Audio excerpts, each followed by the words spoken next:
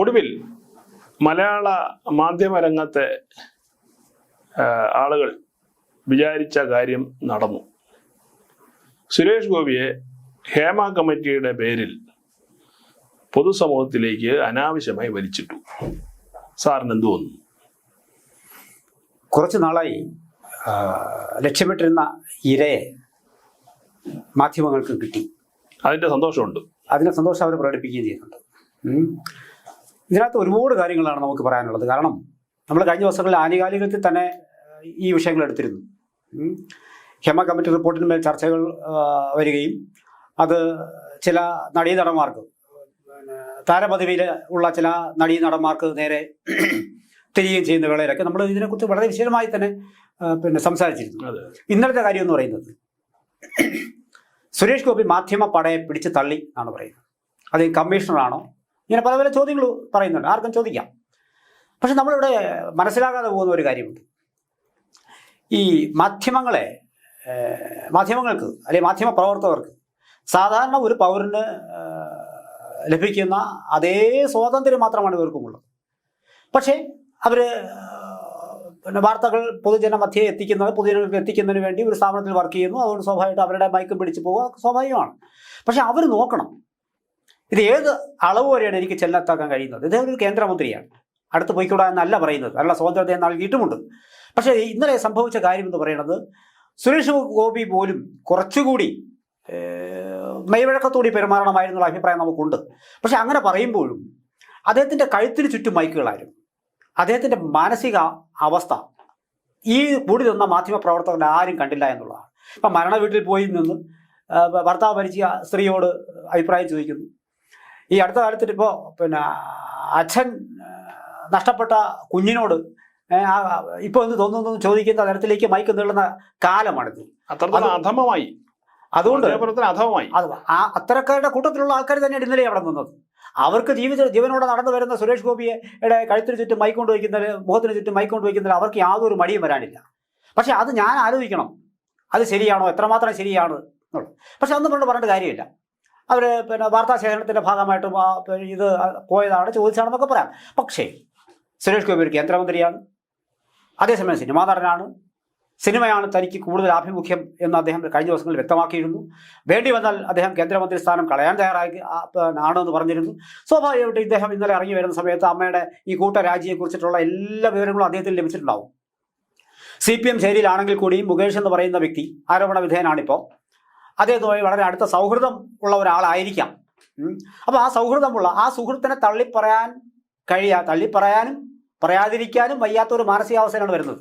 ഇപ്പോൾ എൻ്റെ സുഹൃത്ത് ഒരു തെറ്റ് ചെയ്തു പോയി, അല്ലെങ്കിൽ ഞാനൊരു തെറ്റ് ചെയ്തു പോയി എന്ന് വെച്ചിട്ട് എൻ്റെ സുഹൃത്ത് അല്ലെങ്കിൽ എൻ്റെ സുഹൃത്തിനോട് ആ നിമിഷം അയാളെ വാരി തേച്ചിട്ട് അയാളെ തള്ളിപ്പറയാൻ അത് ശരിയല്ല വാസ്തവത്തിൽ. അപ്പോൾ അങ്ങനെ ഒരു മാനസിക സമ്മർദ്ദത്തിനൊടുവിലാണ് അദ്ദേഹം നടന്ന് പുറത്തേക്ക് വരുന്നത്. അത് നമ്മൾ കാണുന്നില്ല എന്നുള്ളതാണ്. അപ്പോൾ ഇങ്ങനെ ഒരുപാട് സമ്മർദ്ദങ്ങൾക്കുള്ളിൽ നിന്നുകൊണ്ട് അദ്ദേഹം നടന്നു വരുമ്പോൾ അദ്ദേഹത്തോട് ഇത്തരത്തിൽ പെരുമാറുമ്പോൾ സ്വാഭാവികമായിട്ട് പെട്ടെന്ന് അദ്ദേഹം പ്രതികരിച്ചത് അങ്ങനെ ആയിപ്പോയി എന്നുള്ളതാണ്. മാത്രമല്ല, ഇത് ആദ്യത്തെ ഒരു സംഭവമല്ല.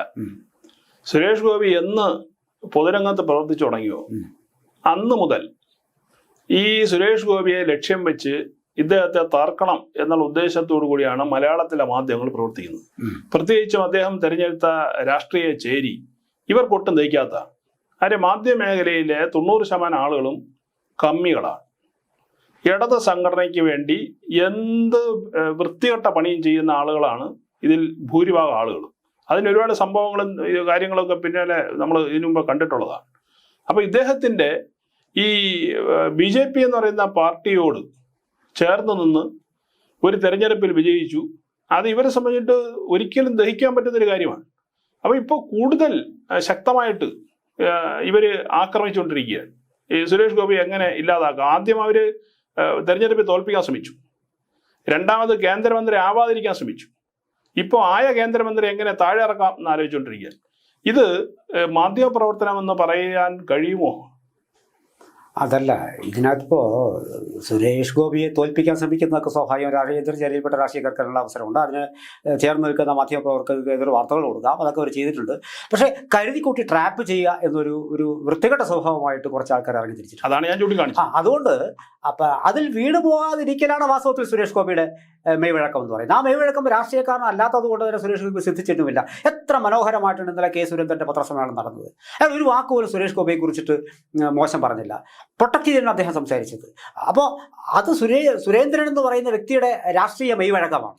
ആ അവിടെ അവിടെ ഒരു കാര്യം ചോദിച്ചല്ലോ സാറേ, കെ സുരേന്ദ്രൻ അങ്ങനെ പറഞ്ഞുവെങ്കിൽ പോലും അവരുടെ പാർട്ടിയുടെ കേരളത്തിലെ ഒരു എംപിയും കേന്ദ്രമന്ത്രിക്കുമെതിരെ ഈ ആക്രമിക്കുന്ന രീതിയിലുള്ള ഈ വാർത്താശേഖരണം നടത്തിയിട്ട് ഒരു പ്രതിഷേധം പോലും സംസ്ഥാനത്ത് BJP ഇന്നലെ നടത്തിയില്ല എന്നുള്ളതാണ് ഏറ്റവും രസകരം. ഔദ്യോഗികമായി ഒരുപക്ഷെ നടത്തിയിട്ടുണ്ടാവില്ലായിരിക്കാം. പക്ഷേ ഇന്നലെ ഇതേ ചാനൽ ചർച്ചകളിലും മറ്റ് മൈക്കുമായി അവരുടെ മുന്നിലേക്ക് ചെന്ന ആൾക്കാരോടൊക്കെ തന്നെ അവർ പറഞ്ഞു കുറച്ചുകൂടി അവധാനത സുരേഷ് ഗോപിക്ക് ഈ വിഷയത്തിൽ വേണമായിരുന്നിരിക്കാം. അല്ല, അങ്ങനെ ഒരു പ്രസ്താവന നടത്തലല്ലോ ഈ പാർട്ടിയുടെ. ഇപ്പോൾ CPM ആയിരുന്നുവെങ്കിൽ പിന്നിട്ട് കേരളത്തിൽ മൊത്തം ഒരു പ്രതിഷേധ പഠനം ബഹളം ഉണ്ടാക്കിയല്ല. അത് രണ്ട് പാർട്ടികളുടെ വ്യത്യസ്തമായ കാഴ്ചപ്പാട്. അല്ല, പാർട്ടികളുടെ വ്യത്യാസം മാത്രമല്ല, അത് അങ്ങനെ പറഞ്ഞു വരാൻ കഴിയില്ല. അപ്പൊ അങ്ങനെ വരുമ്പോഴാണ് ആളുകൾ സംശയിക്കുന്നത് ഈ പാർട്ടിയിൽ ഗ്രൂപ്പീസ് ഉണ്ട് എന്ന് സംശയിക്കുന്നപ്പോഴാണ്. കേന്ദ്രമന്ത്രിയെ ടാർഗറ്റ് ചെയ്ത് കേന്ദ്രമന്ത്രി ആക്രമിക്കാൻ വേണ്ടി നിൽക്കുന്ന സമയത്ത് സ്വാഭാവികമായിട്ടും പാർട്ടിയുടെ പിന്തുണ വളരെ ശക്തമായി കൊടുക്കേണ്ട ഒരു സന്ദർഭമായിരുന്നു ഇന്നലെ. പക്ഷെ അതിന് പകരം തൃശൂർ യൂണിറ്റ് പോലും, സംസ്ഥാന BJPയുടെ തൃശൂർ ഘടകം പോലും ഒരു പ്രതിഷേധം പോലും നടത്തിയില്ല എന്ന് വരുമ്പോൾ സ്വാഭാവികമായിട്ടും ആളുകൾ സംശയിക്കും സുരേഷ് ഗോപിയും പാർട്ടിയുമായിട്ട് രണ്ട് തട്ടിലാണ് എന്ന് സംശയിച്ചാൽ നമുക്ക് അവർ കുറ്റം പറയാൻ പറ്റില്ല. സംശയിക്കുന്നവർക്ക് സംശയിക്കാം. പക്ഷേ എങ്കിൽ പോലും അത് ഇന്നലെ കെ സുരേന്ദ്രന്റെ പത്രസമ്മേളനം അത് അവസാന വാക്ക് അത് തന്നെയാണ്. പക്ഷെ അത് വളരെ വ്യക്തമായി തന്നെ അദ്ദേഹം പറഞ്ഞിരുന്നു. ഇതിനകത്ത് വളരെ കൃത്യമായി അദ്ദേഹം പറഞ്ഞിരുന്നു പാർട്ടിയുടെ നിലപാട് ഇതാണ്. പിന്നെ ഉന്നതരായ മറ്റു നേതാക്കളും ഇത് വളരെ കൃത്യമായി തന്നെ സൂചിപ്പിച്ചിരുന്നു. മുകേഷുമായി കോൺക്ലേവ് നടത്താൻ ഒരുങ്ങിയാൽ കൃത്യമായി തന്നെ ഞങ്ങളെ തടയും എന്നും പറഞ്ഞിരുന്നു. പിന്നെ സുരേഷ് ഗോപിക്ക് അങ്ങനെ ഒരു സോഫ്റ്റ് കോർണർ ഉണ്ടെങ്കിൽ അത് അങ്ങനെ ആവും. ഒരുപക്ഷെ അങ്ങനെ സോഫ്റ്റ് കോർണർ ഉണ്ടായിരിക്കാം. മറുപക്ഷത്തിലല്ല, ഇടതുപക്ഷ ചില സംഘടനകൾ സുരേഷ് ഗോപിക്ക് പഠനം നടത്തി, അത് നമ്മൾ കാണാൻ പോയിരുന്നു. അല്ല, അതൊക്കെ തന്നെയാണ് ഇല്ലെന്ന് പറഞ്ഞത്. അത് ഒരു പാർട്ടി തീരുമാനങ്ങളാണ്. അവർ ഒരു ചില കാര്യങ്ങളിൽ തീരുമാനം എടുത്ത് മുന്നോട്ട് പോവുകയാണ്. പക്ഷേ സുരേഷ് ഗോപി തള്ളി പറയില്ല എന്നുള്ളതാണ് എൻ്റെ ഒരു ധാരണ ഇതുവരെ. പക്ഷേ ഇവിടെ സുരേഷ് ഗോപി എന്ന് പറയുന്ന വ്യക്തിക്ക് അദ്ദേഹം കുറച്ചുകൂടിയൊക്കെ ഒരു ശാന്തമായി പെരുമാറണമെന്നൊക്കെ നമുക്ക് പറയാമെങ്കിലും അദ്ദേഹത്തിൻ്റെ മനസ്സിലെ ഒരു സ്ഫോടനാത്മകമായ മനസ്സുമായിട്ടാണ് അദ്ദേഹം കടന്നു വരുന്നത്.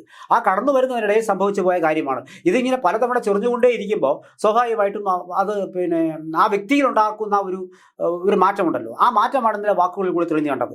ഇന്ന് കഴിഞ്ഞ ദിവസങ്ങളിലുമൊക്കെ പലതവണ അദ്ദേഹം പറഞ്ഞു മാധ്യമങ്ങളുമായി ഞാൻ സംസാരിക്കാനില്ല, ഒരു അകലം പാലിക്കാം എന്നൊക്കെ പറഞ്ഞിരുന്നു. പക്ഷേ എങ്കിൽ പോലും അത് ശരിയല്ല, സുരേഷ് ഗോപി കൊണ്ട് ചെയ്യില്ല. പക്ഷേ എങ്കിൽ കൂടിയും സുരേഷ് ഗോപിയെ ആക്രമിക്കുന്ന തരത്തിലുള്ളൊരു സ്വഭാവം ഇന്നലെ ഞാൻ വളരെ വ്യക്തമായിട്ട് തന്നെയാണ്. മാധ്യമങ്ങൾ അതിരുവിട്ടുള്ള സംസാരമായിരുന്നു അത്. ഒരു കേന്ദ്രമന്ത്രിയാണ്, മറ്റേതെങ്കിലും നേതാക്കളുടെ മുന്നിൽ ഇങ്ങനെ പോകാൻ സാധിക്കുമായിരുന്നു? ഇല്ല. അപ്പോൾ അയാൾ സ്വാതന്ത്ര്യം കൊടുക്കുമ്പോൾ ആ സ്വാതന്ത്ര്യത്തിൻ്റെ അളവ് അത് ഏതൊരു വേണമെന്ന് തീരുമാനിക്കേണ്ട ഓരോ മാധ്യമപ്രവർത്തനമാണ്. ഈ മൈക്കും കൊണ്ട് ഇറങ്ങുമ്പോൾ സ്വാഭാവികമായിട്ട് നമുക്കതിൽ നമ്മുടെ മനസ്സിലൊരു ധാരണ വേണം. എനിക്ക് ഏതുവരെ പോകാം, എന്ത് ചോദിക്കാം, അതിൽ നിന്നുള്ള അങ്ങനെ ഒരു ധാരണ വരണമെങ്കിൽ ആദ്യം വേണ്ട എന്താ, ഈ മാധ്യമപ്രവർത്തനം പഠിക്കുന്നിടത്ത് തന്നെ പഠിക്കേണ്ട കാര്യങ്ങളാണ് ഇതൊക്കെ. ഇപ്പോൾ നമ്മുടെ നാട്ടിലുള്ള മാധ്യമപ്രവർത്തകർ പുതുതായി വരുന്ന ആളുകളുടെ അവസ്ഥ എന്താ, അവരെ പഠിപ്പിച്ചിരുന്ന വെറും അജണ്ടയാണ്. ഇപ്പോൾ മിക്കവാറും എല്ലാ സ്ഥാപനങ്ങൾക്കും, മാധ്യമത്തിനായാലും മനോരമയ്ക്കായാലും എല്ലാ സ്ഥാപനങ്ങൾക്കും അവരുടെ മീഡിയ സ്കൂളുകളുണ്ട്. ഒരു 6 മാസം അവിടെ പോയിരുന്നു കഴിഞ്ഞാൽ അവർ ഡിപ്ലോമ കൊടുക്കും. എന്നിട്ട് അവരുടെ തന്നെ സ്ഥാപനത്തിൽ ഇപ്പം ഞാൻ ട്രെയിനിയായിട്ട് കയറ്റി വിടും. ഈ ട്രെയിനിയായിട്ട് പോകുന്ന സമയത്ത് ഇവൻ ഈ പറഞ്ഞ ഇവരുടെ രാഷ്ട്രീയ മത താല്പര്യങ്ങളാണ് കുത്തിവെച്ചാണ് ഇവനെ പറഞ്ഞു വിടുന്നത്. അതുകൊണ്ടാണ് ഇത്തരം വിഡ്ഢി ചോദ്യങ്ങളും നമ്മൾ കണ്ടതാണ്. ഒരിക്കൽ മീഡിയ വണ്ണിൻ്റെ ഒരു റിപ്പോർട്ടർ കുത്തിക്കൊല്ലുന്ന രീതിയിൽ ഒരു ആക്ഷൻ സുരേഷ് ഗോപിക്ക് കാണിക്കുകയും ചെയ്തു, ഈ ബൈറ്റ് കൊടുക്കാത്തതിൻ്റെ പേര്. അപ്പോൾ ഇങ്ങനെ അജണ്ടകൾ നിശ്ചയിച്ച് വരുന്നവരാണ് ഇന്നത്തെ മാധ്യമപ്രവർത്തകർ. ആ സത്യം നമ്മൾ കാണാതെ പോകാൻ പാടില്ലല്ലോ. എന്തുകൊണ്ട് അവിടെ ഒരു മൂല്യച്യുതി വന്നില്ലേ? അപ്പോൾ അല്ല, മൂല്യച്യുതി ഉണ്ടില്ലെന്ന് പറയുന്നത് എല്ലാ മേഖലയിലും ഉള്ളതുപോലെ തന്നെ മാധ്യമ രംഗത്തും വളരെ കൃത്യമായ മൂല്യച്യുതികളുണ്ടില്ലെന്ന് പറയുന്നില്ല. പക്ഷേ ഇന്നലത്തെ തമാശ എന്ന് പറയുന്നത്, ഇന്നിപ്പോൾ പത്രങ്ങളിലുമൊക്കെ പത്രങ്ങൾ വളരെ വ്യത്യസ്തമായ രീതിയിലാണ് അതിനെ വിലയിരുത്തിയിട്ടുള്ളത്. അതിനകത്ത് ഇദ്ദേഹം പറഞ്ഞു പോലും ഇത് നിങ്ങളുടെ തീറ്റയാണ് എന്നാണ് പറഞ്ഞത്. അത് ശരിയല്ലേ? അല്ല, അത് ശരിയോ തെറ്റോ എന്നുള്ളതല്ല, അതൊരു തെറിയല്ലല്ലോ തീറ്റ എന്ന് പറയുന്നത്. തീറ്റ എന്നുള്ളത് ഒരു നാടൻ പ്രയോഗം തന്നെയാണ്. ഞാൻ ചോദിക്കട്ടെ, അങ്ങനെ തീറ്റ ചോദിക്കും പ്രയോഗം ഉണ്ടാകും, കാരണം അപ്പോൾ സത്യം ഒന്നല്ലേ എൻ്റെ അർത്ഥം? അല്ല, അത് തന്നെയാണ്. ഇതിലും വലിയ നാടൻ പ്രയോഗങ്ങൾ നടത്തിയ ആൾക്കാർ പല പാർട്ടികളും ഉണ്ടല്ലോ. തീറ്റ എന്നുള്ള പ്രയോജനം അത് പറയാമോ എന്നാണ് ചോദിക്കുന്നത്. പിന്നെ അദ്ദേഹം പറഞ്ഞത് വളരെ എൻ്റെ വഴി എൻ്റെ അവകാശം എന്നാണ് പറഞ്ഞത്. മാറി നിൽക്കൂ പ്ലീസ് എന്നാണ് പറഞ്ഞത്. അപ്പോഴെങ്കിലും മാറി നിൽക്കണമായിരുന്നു. അപ്പോൾ ഇങ്ങനെ ഒരു സമ്മർദ്ദത്തോട് കടന്നു വരുന്ന ഒരു മനുഷ്യൻ്റെ ഉള്ളിൽ എൻ്റെ വഴി എൻ്റെ അവകാശം വേണം, മാറി നിൽക്കൂ പ്ലീസ് എന്ന് പറഞ്ഞ് കേൾക്കുന്നുണ്ട്. എന്നിട്ടും മാറി നിൽക്കാതിരിക്കുമ്പോഴാണ് അദ്ദേഹം. സാർ ഒരു കാര്യം, സാർ ദീർഘകാലം ഈ മേഖലയിൽ നിന്ന ആളാണല്ലോ. പല മാധ്യമ സ്ഥാനങ്ങളുടെയും എൻ്റെ ഉന്നത സ്ഥാനങ്ങളിൽ ഇരുന്ന ആളാണ്. മാധ്യമപ്രവർത്തനത്തിന്റെ ഏറ്റവും ബേസിക് ആയിട്ടുള്ള ഒരു തിയറി എന്താ? ഒരുവന്റെ സഞ്ചാര സ്വാതന്ത്ര്യവും അവന്റെ സംസാര സ്വാതന്ത്ര്യം തടയാൻ പാടില്ല എന്നുള്ളതാണ്. അത് നമ്മൾ പ്രൊട്ടക്ട് ചെയ്യണ്ടേ. ഇന്നലെ നമ്മൾ കണ്ടതെന്താ? ഇദ്ദേഹത്തിന് വളഞ്ഞ് കാറിന്റെ ഡോർ തുറക്കാൻ സമ്മതിക്കുന്നില്ലെന്നേ. കാറിന്റെ ഡോർ തുറക്കാൻ സമ്മതിക്കാവരെല്ലാം കൂടെ ഈ മറ്റേ കഴുതപ്പുലികളുടെ കൂട്ടം പോലെ ഇങ്ങനെ കൂട്ടമായി ആക്രമിക്കാൻ വേണ്ടി സംഭവം നിൽക്കുകയാണ്. അത് കേന്ദ്രമന്ത്രി എന്നല്ല, ഒരു സാധാരണ വ്യക്തിയാണെങ്കിൽ പോലും ഇങ്ങനെയല്ല ഈ മാധ്യമ പ്രവർത്തകർ വാർത്താ ശേഖരണത്തിന് വേണ്ടി ശ്രമിക്കേണ്ടത്. അവിടെയൊക്കെ ചില നിയന്ത്രണങ്ങൾ പാലിക്കേണ്ടതല്ലേ? നിയന്ത്രണങ്ങളൊക്കെ പാലിക്കേണ്ടതാണ്. പക്ഷേ ഈ മാറിയ വാർത്താ ശേഖരണ രീതികളിൽ പിന്നാലെ ഓടി നടന്ന് ചോദിക്കുന്ന ഒരു രീതിയാണ് കാണുന്നത്. കാരണം നമുക്കൊരു പരിധിക്ക് ആദ്യം പോകുന്നവരത് കിട്ടും. അപ്പം എല്ലാവരും ആദ്യം ചെല്ലാൻ ആഗ്രഹിക്കുന്നവരുമാണ്. അപ്പം അതിനൊടുവിലാണ് ഈ മൈക്ക് നീണ്ട് കഴുത്തിന് ചുറ്റുമൊക്കെ അല്ലെങ്കിൽ മുഖത്തിന് ചുറ്റുമൊക്കെ വരുന്നത്. അങ്ങനെയാണ് അതിപ്പോൾ നിയന്ത്രിക്കേണ്ടത്. ഒരു വലിയൊരു മാറ്റം അതിനകത്ത് വേണ്ടി വരും അങ്ങനെയാണെങ്കിൽ സ്വാഭാവികമായിട്ടും. അത് പഴയൊരു കാലഘട്ടമല്ല. ഇന്ന് നമ്മളും ആഗ്രഹിക്കുന്നുണ്ട് ഏത് ചാനലാണ് മുന്നിൽ വരുന്നത്. കാരണം ഇത്ര വൈകാരികമായ വാർത്തകളെ അങ്ങനെ വളച്ചൊടിച്ച് കൂടുതൽ സെൻസേഷണലാക്കി ആൾക്കാരുടെ മുന്നിലേക്ക് വിളമ്പുന്ന മാധ്യമങ്ങളാണല്ലോ ഇപ്പോൾ പുറത്ത്. അല്ല, അതിനൊരു ഉദാഹരണം ഇന്നലെ ഇതേ വിഷയത്തിന്റെ സംഭവം കണ്ടതാണ്. അതായത് ഇദ്ദേഹം സുരേഷ് ഗോപി കൊടുത്ത ഒരു സ്റ്റേറ്റ്മെന്റിനെ വളരെ വിചിത്രമായിട്ടാണ് ഏഷ്യാനെറ്റ് ഇന്നലെ അവർ കാണിച്ചത്. കാരണം മുകേഷിനെ പിന്താങ്ങി സുരേഷ് ഗോപി എന്നാ പറഞ്ഞത്. പക്ഷെ അദ്ദേഹം പറഞ്ഞ മറുപടി എന്താണെന്നറിയൂ? കോടതി തീരുമാനിക്കട്ടെ, കേസല്ലേ, കോടതി തീരുമാനിക്കട്ടെ. അപ്പോൾ ഇവര് ഈ വളച്ചൊടിക്കേണ്ട വക്രീകരണത്തിന്റെ ആളുകളാണ് ഇവര്. എന്നിട്ടാണ് അവര് നമ്മൾ വിശുദ്ധ പശുവാണ്, ഞങ്ങൾ ആർക്കും തടയാൻ കഴിയില്ല, ഞങ്ങളാണ് ഇവിടെ നിയന്ത്രിക്കുന്നത് എന്നൊക്കെയുള്ള അഹങ്കാരം, അഹന്ത, അത് ഈ മലയാളത്തിലെ ചില റിപ്പോർട്ട് ചെയ്യുന്ന മാധ്യമങ്ങളിലും ചാനൽ സ്റ്റുഡിയോയിൽ ഇരുന്ന വർത്തമാനം പറയുന്ന ആളുകളിലും കൂടിപ്പോകുന്നില്ല എന്നൊരു സംശയമുണ്ട്. ഉറപ്പായും. കാരണം നമുക്ക് സൂര്യന് കീഴിലുള്ള എന്തിനെക്കുറിച്ചും ഒരു അഭിപ്രായം പറയാൻ സ്വാതന്ത്ര്യമുള്ള മാധ്യമ പ്രവർത്തകർ കൂടുതൽ വിനീതരാകുകയാണ് വേണ്ടത്. പക്ഷെ മാറിയ കാലഘട്ടത്തിലുള്ള സാധ്യത ഈ അടുത്തൊന്നും ഞാൻ കാണുന്നില്ല വാസ്തവത്തിൽ. അപ്പോൾ ഇതിലുമൊക്കെ എത്രയോ അധികം വലിയ കേസുകളിൽ പെട്ട് കറങ്ങി തിരിഞ്ഞു നിൽക്കുന്ന രാഷ്ട്രീയക്കാരുടെ മുന്നിൽ മൈക്കോട്ട് വരുമ്പോൾ അതൊരു പൊടുന്നനവേ ഈ അഭിനേതാക്കളിലും ഭംഗിയായിട്ട് അഭിനയിച്ചുകൊണ്ട് വളരെ കൃത്യമായിട്ട് ഉഴപ്പമ്പട്ടിൽ കാര്യങ്ങൾ പറഞ്ഞു വിടുകയാണ്. എത്ര പ്രകോപിതരാക്കാൻ ശ്രമിച്ചാലും അവരതിൽ വീഴാതെ മുന്നിട്ട് പോകുന്നുണ്ട്. അപ്പോൾ അങ്ങനെ ഒരു അവസ്ഥ വാസ്തവത്തിൽ ഒരു കഴിവ് സുരേഷ് ഗോപിക്ക് ഇല്ലാതെ പോയി എന്നുള്ളതാണ്. അദ്ദേഹത്തിന് കുറച്ച് കൂടുതൽ നിഷ്കളങ്കത്വമുണ്ട്. ഇവർ പറയുന്ന പോലെ കമ്മീഷണറായി നടക്കാൻ അങ്ങനെയൊന്നും നമുക്ക് തോന്നുന്നില്ല. അങ്ങനെ ആൾക്കാർ ചിന്തിച്ചിരുന്നെങ്കിൽ പക്ഷേ തൃശ്ശൂരിൽ നിന്ന് അദ്ദേഹത്തിന് ഒരു ഭൂരിപക്ഷത്തിലേക്ക് വിജയിക്കുക കൂടിയില്ലായിരുന്നു. പക്ഷേ ഒരു കാര്യം ഉറപ്പാണ്, അദ്ദേഹത്തിന് അടിക്കടി വന്നു പറ്റുന്ന ഇത്തരത്തിലുള്ള അമളികൾ അദ്ദേഹത്തിൻ്റെ വിജയം അദ്ദേഹത്തിന് ഈ വലിയ ഭൂരിപക്ഷം കൊടുത്ത തൃശ്ശൂരുകാർ നാളെ മാറി ചിന്തിച്ചു കൂടായികയുമില്ല. കാരണം ആൾക്കാർ സാറേ, അത് ഈ അമളി എന്ന് പറയുന്നത് തന്നെ തെറ്റാണ്. അതിനോട് പൊതുസമൂഹം യോജിക്കുകയും തോന്നുന്നില്ല. ഒരു അമളിയും സുരേഷ് കാണിച്ചിട്ടില്ല എന്നാണ് ഇന്നലെ ഈ സംഭവങ്ങളൊക്കെ വന്നതിന് ശേഷമുള്ള പൊതുസമൂഹത്തിന്റെ ഒരു വിലയിരുത്തൽ എന്നാണ് ഞാൻ മനസ്സിലാക്കുന്നത്. അമളി പറ്റിയത് ആർക്കാ? അമളി പറ്റിയത് BJP എന്ന് പറയുന്ന സംസ്ഥാന ഘടകത്തെ പാർട്ടിക്കാണ് ഇന്നലെ പറ്റിയത്. അത് അമളിയാണ്. കാരണം തങ്ങളുടെ കേന്ദ്രമന്ത്രിക്കെതിരെ ഇത്തരത്തിൽ കൃത്യമായി ലക്ഷ്യം വെച്ച് ആക്രമിക്കുന്ന സമയത്ത് അതിനെതിരെ കേവലം ഒരു സ്റ്റേറ്റ്മെന്റ് കൊടുത്ത് അതിനെ ലഘൂകരിച്ചപ്പോൾ ഈ പറഞ്ഞ മാധ്യമപ്രവർത്തകർ കൂടുതൽ ശക്തി കിട്ടുകയാണ് ചെയ്തത്. ഇനി അവർ നാളെ മുതൽ കഥയിറക്കാൻ പോകുന്നത് ഇവർ തമ്മിൽ എന്താണ് ഭയങ്കര ഗ്രൂപ്പിസം ഉണ്ട്, സുരേഷ് ഗോപി സംരക്ഷിക്കാന്ന് ഇവർ തന്നെ നാളെ പറയും. അപ്പൊ അതുകൊണ്ട് ഇത് അമളിയൊന്നുമല്ല, ഇത് ഇവർ ബോധപൂർവം ചെയ്യുന്ന ഒരു സാധനമാണ്.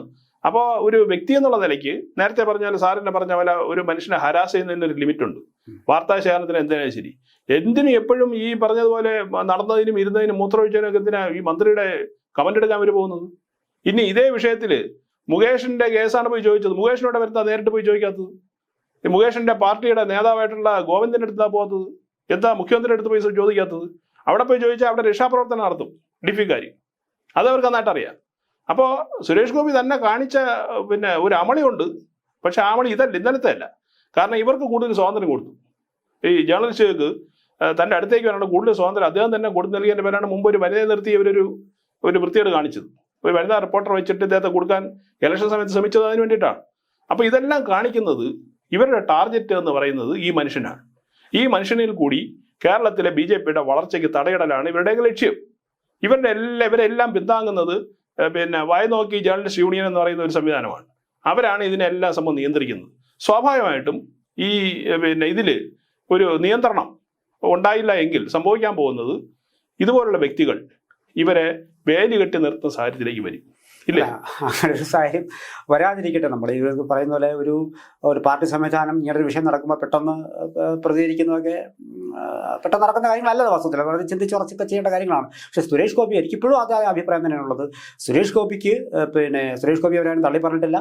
സുരേഷ് ഗോപിക്ക് പെട്ടെന്നൊരു ഭാവ പകർച്ച വന്നിട്ടുണ്ടില്ലെന്ന് പറയുന്നില്ല.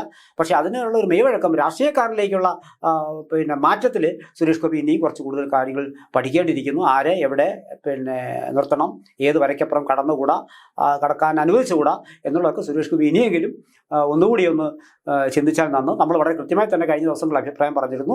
അദ്ദേഹത്തിന് വരും ദിവസങ്ങളിൽ ഏറെ ബുദ്ധിമുട്ടുണ്ടാക്കുന്ന കാര്യങ്ങളിലേക്ക് അദ്ദേഹം ചെന്ന് പെട്ടേക്കാം. അത്തരത്തിലൊരു അമളിയാണ് നമ്മൾ പറഞ്ഞത്. അത് അദ്ദേഹത്തിന് കൂസുന്നില്ല. അദ്ദേഹത്തിന് കൂടെ നിൽക്കുന്ന ഒരുപാട് എനിക്ക് തോന്നുന്നു അദ്ദേഹത്തിന് ചുറ്റും നിന്ന അദ്ദേഹത്തിൻ്റെ വേണ്ടപ്പെട്ടവർ ഇപ്പോൾ അദ്ദേഹത്തോടൊപ്പം നമ്മൾ കാണുന്നില്ല. അദ്ദേഹത്തിന് ഉപദേശിച്ചു കൊടുക്കുന്ന ആൾക്കാർ ആത്മാർത്ഥതയുള്ള ചില ആൾക്കാരുണ്ടായിരുന്നു. അവരിപ്പോൾ തൽക്കാലം അദ്ദേഹത്തിൻ്റെ കൂടെ ഇല്ല എന്ന് നമ്മൾ മനസ്സിലാക്കുന്നു. എന്തുകൊണ്ടാണ് നമുക്കറിയില്ല. എന്തായാലും അദ്ദേഹം ഒറ്റയ്ക്ക് നിന്നതിനെ നേരിടാൻ ശ്രമിച്ചാൽ ബുദ്ധിമുട്ടാണ്. പാർട്ടി എപ്പോഴും കൂടെ ഉണ്ടായിരിക്കാം, ചിലപ്പോൾ ഇല്ലായിരിക്കാം. പാർട്ടിക്ക് വിരുദ്ധമായ പ്രകടനങ്ങൾ ഉണ്ടായിരിക്കാം. അതും നമ്മൾ ചർച്ച ചെയ്തിരുന്നു. അദ്ദേഹത്തിൻ്റെ ഈ ഒരു കേഡർ പാർട്ടിയിൽ ഒരു നേതാവ് ഉയർന്നു വരുന്ന അതേ രീതിയിൽ കൂടിയല്ല സുരേഷ് ഗോപി ഉയർന്നു വന്നത്. ഒരു ഷോർട്ട് കട്ട് അദ്ദേഹത്തിന് ഉണ്ടായിരുന്നു. കേരളത്തിലെ നേതാക്കൾ അദ്ദേഹത്തിന് ആരുമല്ലാതെ അദ്ദേഹം പറഞ്ഞിരുന്നു. അമിത്ഷായും പ്രധാനമന്ത്രി നരേന്ദ്രമോദി മാത്രമാണ് തന്റെ നേതാക്കളെന്ന് അദ്ദേഹം വ്യക്തമാക്കിയിരുന്നു. ആ സാഹചര്യത്തിൽ ചിലപ്പോൾ പാർട്ടിയിൽ അമർഷം ഉണ്ടെങ്കിലും അവർക്ക് പരസ്യമായി പറയാൻ കഴിയില്ല. ഒരു അമർഷം ഉണ്ടായിക്കൂടാ എന്നുമില്ല. ഇതൊക്കെ മനസ്സിലാക്കിക്കൊണ്ട് വേണം. കൂടാതെ തൻ്റെ ചുറ്റും മാധ്യമ വേട്ടക്കാരുണ്ടെന്നും കൂടി അദ്ദേഹം മനസ്സിലാക്കണം. ഇതൊക്കെ മനസ്സിലാക്കിക്കൊണ്ട് വേണം വരും ദിവസങ്ങളിൽ സുരേഷ് ഗോപി പെരുമാറേണ്ടത്. കാരണം അദ്ദേഹം ഏറെക്കുറെ നിഷ്കളങ്കനാണെന്നാണ് അദ്ദേഹത്തിൻ്റെ പെരുമാറ്റത്തിൽ നിന്നും അദ്ദേഹത്തിൻ്റെ ഈ സാമൂഹ്യ സേവനങ്ങളിൽ നമുക്ക് മനസ്സിലാക്കാൻ കഴിയുന്നത്. അങ്ങനെയാണ് എങ്കിൽ അദ്ദേഹത്തിന് കൊള്ളാം. ഇത്തരത്തിലാണ് പെരുമാറ്റമെങ്കിൽ ഒരുപക്ഷെ കൂടെ നിൽക്കുന്നവരും നാളെ ചിലപ്പോൾ നമ്മൾ അറിയാതെ പറഞ്ഞു പോയേക്കാം. പക്ഷേ എങ്കിലും അതിനൊരു നിയന്ത്രണം സ്വയം ഉണ്ടാക്കി വച്ചില്ല എങ്കിൽ അദ്ദേഹം ചെന്നപ്പെടുന്നത് വലിയ ബുദ്ധിമുട്ടുകളിലേക്ക് ആയിക്കൂടാ എന്നില്ല.